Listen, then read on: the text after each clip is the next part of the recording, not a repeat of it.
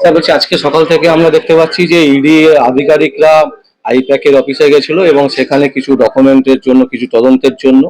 তারপরে দেখা যাচ্ছে যে মুখ্যমন্ত্রী মমতা ব্যানার্জি সেখানে পৌঁছেছেন রাজীব কুমারকে নিয়ে। এই পুরো বিষয়টা কি আবার একটা নতুন গেম? কথা হচ্ছে যে তদন্ত দুর্নীতির বিরুদ্ধে করতে বাধ্য ইডি বা সিবিআই বা যে কোনো তদন্তকারী সংস্থা। তারা তদন্ত করছিলেন না বলে আমরা বারে বারে বিভিন্ন বিষয় নিয়ে হাইকোর্টে গিয়েছি। হাইকোর্টের নির্দেশে তদন্ত শুরু হয়েছে, সেই তদন্ত ঠিক মতো হচ্ছে না। কিন্তু এখন চাপ আসছে, যত নির্বাচন আসছে জনগণের চাপ বাড়ছে, বুঝতে পারছে যে এই দুর্নীতিমূলক কাজের সঙ্গে কেন্দ্রীয় সরকার সংস্থাগুলো তারাও সহমত পোষণ করছেন, তা না হলে তদন্ত হবে না কেন। সেই প্রেক্ষিতে তদন্ত আবার নতুন করে নাড়াচাড়া করছে, এবং নাড়াচাড়া করতে গিয়ে দেখা গেল তদন্তের যে লক্ষ্মীরানী তিনি ভয় পেয়ে গিয়ে তার যে প্রশাসনিক পদ, সেই পদের সুযোগ নিয়ে অপব্যবহার করে তিনি গুন্ডামি করলেন, কৃষক গুন্ডামি।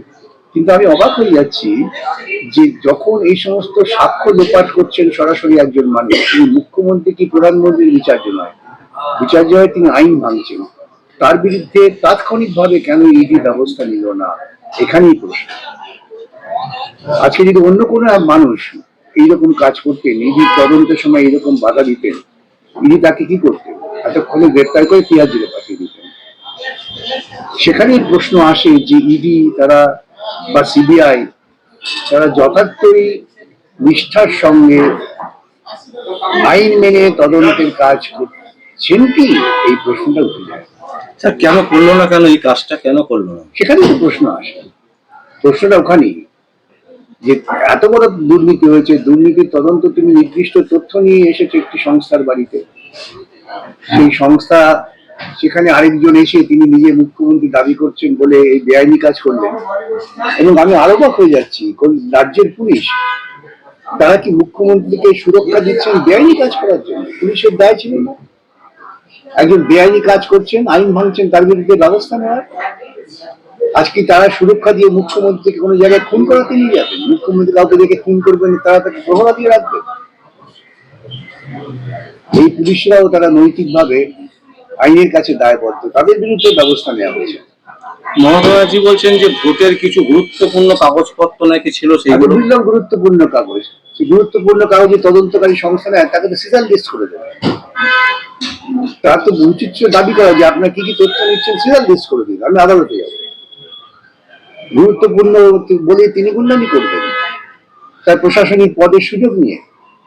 নির্লজ্জ ঘটনা, একেবারে পাড়ার গুন্ডাদের মতো তিনি আচরণ করেছেন। এবং শাহজাহানের যা করেছে, মমতা যা করে, এর মধ্যে মৌলিক পার্থক্য।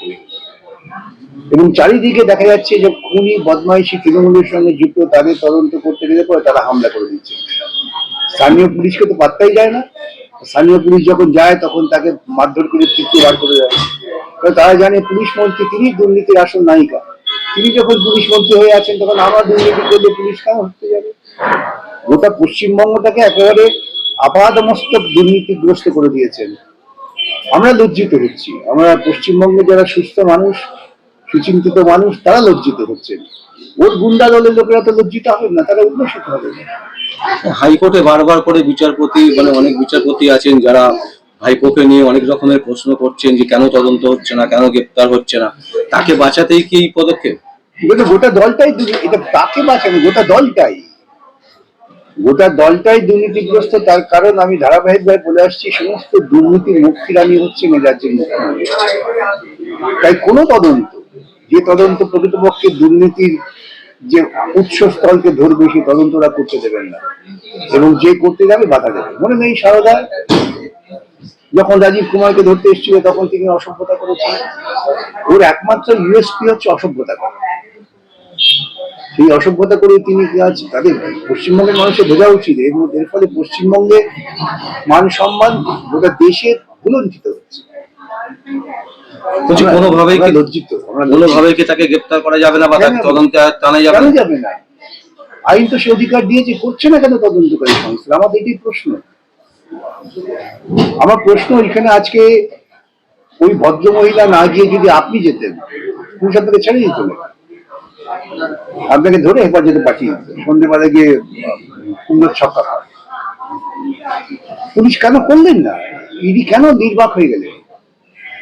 এর জবাবদিহি রাজ্যের পুলিশের কর্তাকেও করতে হবে, ইডির কর্তাকেও করতে হবে। বলছি এরকম কি কোনো ব্যাপার আছে যে বিধানসভার মানে স্পিকারের কাছ থেকে অনুমতি নিতে? কোনো জানি ইতিমধ্যে মামলা করে কলকাতা হাইকোর্টে আমি রায় করে দিয়েছি। যখন বিধানসভার ভেতরে দেবলীনা হেমব্রম এবং গৌরাঙ্গ চ্যাটার্জির উপর আক্রমণ করলো, তারা চিট ফান্ড আলোচনা চেয়েছিল, তখন কোনো ব্যবস্থা নেওয়া হচ্ছে না। আমি তো কলকাতা হাইকোর্টে মামলা করে হাইকোর্টের রায় আছে যেসবের জন্য কারো কোনো অনুমোদন দরকার হয় না। আজকে আমি খুন করে ফেলছি, আমাকে তার স্পিকারের অনুমোদন লাগবে? স্পিকার খুন যখন কাউকে খুন করে তার কার অনুমোদন লাগবে? কোনো অনুমোদন একমাত্র সুরক্ষা হচ্ছে যে বিধানসভা বন্ধ, লোকসভায় আলোচনার সময় তুমি যা বলছো সেইটুকু তুমি সুরক্ষিত, তার বাইরে কিছু না। আজকে নাকি হার্ড ডিস্কও খুলে নিয়ে এসছেন মমতা ব্যানার্জি। কেন বললাম, উনি সাক্ষ্য প্রমাণ লোপাট করছেন, কেন তদন্তকারী সংস্থারা চুপচাপ দাঁড়িয়ে দেবে? সঙ্গে সঙ্গে গ্রেপ্তার করা বুঝেছি, মারাত্মক অপরাধ। তুমি সাক্ষ্য লোপাট করছো, তুমি সরকারি কাজে বাধা দিচ্ছ। প্রতিদিন রাজ্য সরকার, পুলিশ দেখবেন যারা আন্দোলন করেন তাদের বিরুদ্ধে মামলা দায়ের করে যে সরকারি কাজে বাধা দিয়েছে। এটাও তো সরকারি কাজে বাধা, কেন মামলা দায়ের হবে না? কেন তার বিরুদ্ধে ব্যবস্থা নেওয়া হলো না? আচ্ছা, তদন্তকারী অফিসাররা যেহেতু কাজ করেননি, তাদের বিরুদ্ধে কি কোনো স্টেপ নেওয়া উচিত? তো আমি প্রশাসক হলে নিতাম, তোমরা আইনের কাছে দায়বদ্ধ, তোমাদের সামনে এত বড় একটা অন্যায় হলে চুপচাপ দেখলে কেন? মুখ্যমন্ত্রী বলি তাকে একটু সমীহ করতে হবে। মুখ্যমন্ত্রীকে আমরা সমীহ করবো কেন, যখন মুখ্যমন্ত্রী বা যারা নির্বাচিত তারা আইনসম্মত কাজে মদত দেবে? তবে বেআইনি কাজ করলে সমীহ করতে হবে? আমি এটা মনে করি। হাইকোর্টে তো দুটো মামলা হয়েছে, যদি মামলার রায় হয় মুখ্যমন্ত্রী মমতা ব্যানার্জিকে ডেকে জিজ্ঞাসাবাদ করা, সেক্ষেত্রে তো কোনো অসুবিধা থাকবে না? রায়ের দরকারটা কি বুঝি না। আজকে সমস্ত অপরাধীদের বিরুদ্ধে তদন্ত করতে গেলে আমাকে হাইকোর্টের অনুমতি নিতে হবে? এইসব করে এরা প্রকৃতপক্ষে মুখ্যমন্ত্রীর অপরাধকে আড়াল করছে না কিছু। মানে পুনরায় আবার তৈরি যেতে পারেন যদি মনে করেন, যদি মনে করেন যে আবার আমি যাব? যে কোনো সময় যেতে পারে, যে কোনো সময়। তার জন্য আইনি কোনো বাধা নেই? কোনো বাধা নেই, আইনে বরং বাধ্যবাধকতা আছে, তোমার এটা করতে হবে। তাহলে দেশে তো আইন শৃঙ্খলা থাকবে। সেই হার্ড ডিস্কে কি থাকতে পারে, মানে আপনি সেটা ওরা চুরি করেছে, ওরা বলতে পারবে। হার্ড ডিস্কটা যদি ইডি সিজ করে, সেটা নথি দেবে, এই ডকুমেন্ট সিজ করলে। তো তোমার যদি মনে হয় যে তোমার হার্ড ডিস্কটা সিজ করে অন্যায় করছে, আদালতে দরখাস্ত করো যে আমার এই হার্ড ডিস্কটা নিল, পেশা তদন্তের সম্পর্ক নেই। আর আইপ্যাকের অফিস, পার্টি অফিস কি করে হলো? ওই তৃণমূলের আবার পার্টি, এটা তৃণমূলকে কেন আপনার পার্টি বলা যায় না? আমি বলি একটা ক্লাব, পারিবারিক ক্লাব। একটা বড় ক্লাবের যেমন কর্তারা, আগেকার জমিদারদের কর্তারা লেঠেল ছড়িয়ে রাখতেন, তৃণমূলের কর্মীরা বিভিন্ন পাড়া হচ্ছে লেঠেল, মমতার দুর্নীতির লেঠেল বাহিনী। তাই দেখবেন তারা রাস্তায় নেমে যাবে, দুর্নীতির বিরুদ্ধে কথা বলবেন। তারা আমার দিদির গুন্ডামিকে বাঁচাও, কেন হস্তক্ষেপ করে এইসব বলতে? মানে কোন নবান্ন পার্টি অফিস বলতে পারে? বলতে পারে, যে কোনো সময় বলতে পারে যে নবান্ন আমাদের পার্টি অফিস। বলছে ও তো বলুক, আমি সেভাবে তো ব্যবহার করছি নবান্ন।